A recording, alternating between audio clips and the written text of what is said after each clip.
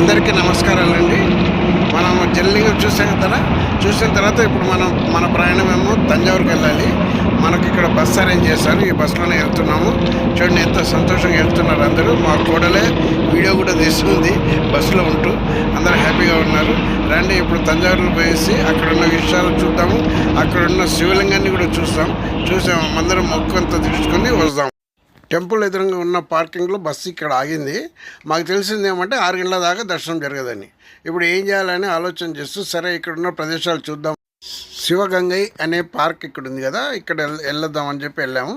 ఇక్కడ బ్రహ్మాండంగా అది డైనోసరస్ ఏదో పెట్టారు బొమ్మ. ఇక్కడ పిల్లలు చూసేదానికి బాగుంటుంది. ఇది వాళ్ళు తిరగడానికి ఏదో బొమ్మలు కూడా పెట్టారు ఇక్కడ.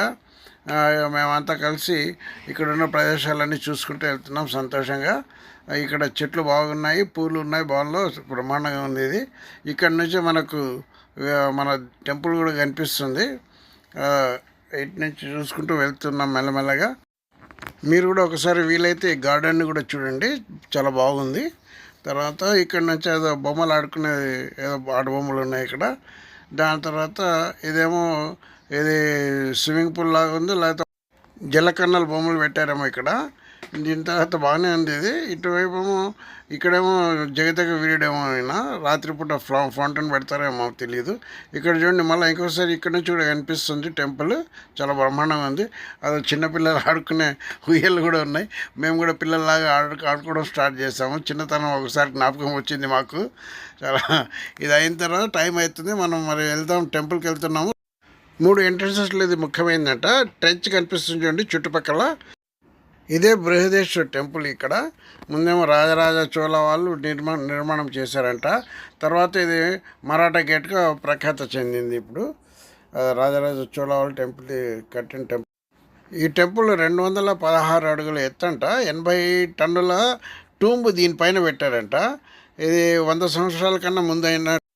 ఎంత విచిత్రమో కానీ దీని నీడ అస్సలు కిందనే పడదు. ఇది ఎంత విచిత్రమో కదా, ఏ సమయంలో చూసినా కానీ నీడ అసలు పడదట.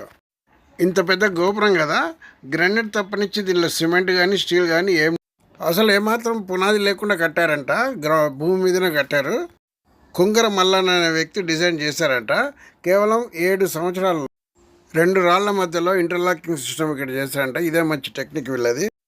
ఇది ద్రవిడ ఆర్కిటెక్చర్కి సంబంధించిన విశేషం అని చెప్పి. ఇన్ని సంవత్సరాలైనా చెక్కు చెదరకుండా ఉంది కదా, బ్రహ్మాండమైన కన్స్ట్రక్షన్.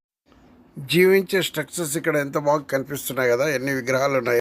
ప్రతి ఒక్క విగ్రహం కూడా ఒక పురాణగాథ మనకు తెలుపుతూ ఉంది. ఈ యొక్క చరిత్ర మనకు తెలుసుకుంటున్నాం దీని ద్వారా. చాలా బ్రహ్మాండంగా ఉంది. భటుల్లా కనిపించే వీళ్ళు 16 మంది ఉన్నారంట ఈ టెంపుల్ మొత్తానికి. ఇలాగే చూస్తూ ఉండాలని అనిపిస్తుంటుంది కదా మనకి. రండి ఇప్పుడు మనం లోపలికి వెళ్దాం. లోపల ఎలా ఉందో దేవుణ్ణి కూడా మనం దర్శించుకో. ఈ లింగం ఎత్తు 13.5 అడుగులట.